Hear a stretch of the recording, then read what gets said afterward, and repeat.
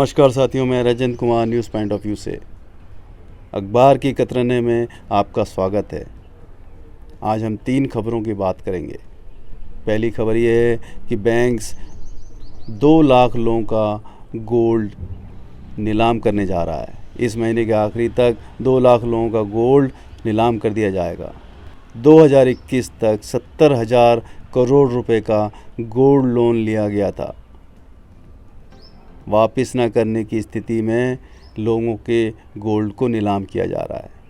इससे पता चलता है कि हमारे देश की आर्थिक स्थिति दयनीय स्थिति में है।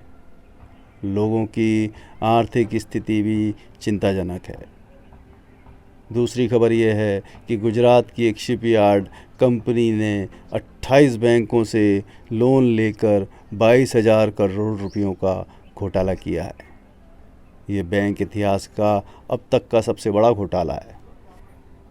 तीसरी खबर यह है कि बेरोजगारी और दिवालिया होने की स्थिति के चलते पिछले 3 सालों में 24,000 लोगों ने आत्महत्या कर ली। कितनी दुखद खबर है, दिल पसीज जाता है ये सब खबरें सुनकर।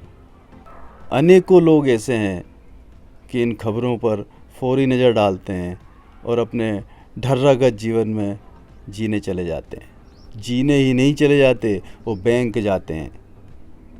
बैंक जाके कार के लिए, अपने बच्चों के एजुकेशन लोन के लिए, घर खरीदने के लिए, घूमने जाने के लिए, बड़ा टीवी खरीदने के लिए लोन के लिए अप्लाई भी करते हैं।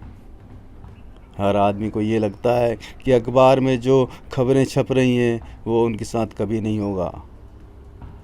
वो अपने आप को स्मार्ट समझते हैं और उनको पता ही नहीं चलता वो अपने ही बुने हुए जाल में कब फंस जाते हैं और परिणाम सबके सामने है। दरअसल हमारी अर्थव्यवस्था वेलफेयर टू ऑल के सिद्धांत पर चलती है। इकोनॉमिक्स के अनुसार वेलफेयर को हैप्पीनेस से जोड़ दिया गया है और हैप्पीनेस को भोगवाद से जोड़ा हुआ है। मतलब प्रसन्नता को या हैप्पीनेस को कंजम्पशन से जोड़ा हुआ है। अगर देशवासी अच्छा कंजम्पशन कर रहा है, चीज़ें खरीद रहा है, अच्छे से ओढ़ खा रहा है, बैठ रहा है, कार में घूम रहा है, अच्छे घर में रह रहा है, अच्छे कपड़े पहन रहा है, इसका मतलब अर्थशास्त्र में ये निकाला जाता है कि देशवासी प्रसन्न है। प्रसन्नता का मतलब खाने पीने रहने से निकाला जाता है। उदाहरण के तौर पर कोई भी आदमी आंतरिक रूप से कितना भी टूटा हुआ हो, अगर वो अच्छे कपड़े पहना हुआ है तो ये समझा जाता है कि वो प्रसन्न है, वो हैप्पी है। इसी कारण लोगों में खुश दिखने की होड़ सी मची हुई है। जिसको देखो अच्छे बड़े बड़े मकान खरीदने में लगा है, बड़े बड़े टीवी, बड़ी बड़ी कारें खरीदने में लगा है, भौतिक चीज़ों में सुख ढूंढ रहा है।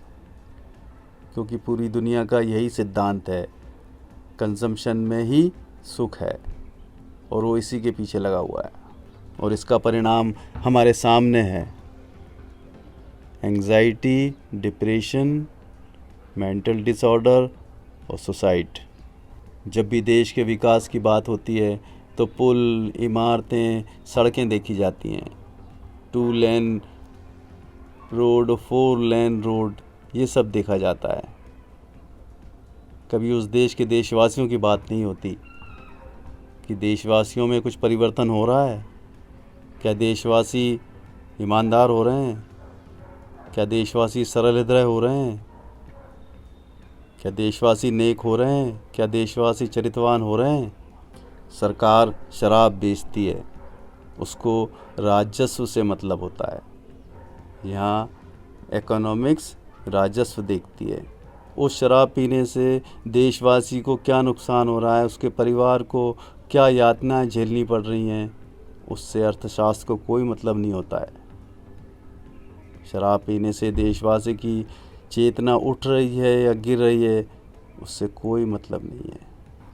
कार कितनी बिकी, घर कितने बिके, लोग कितनी बार विदेश घूमने गए, इससे जीडीपी नापी जाती है।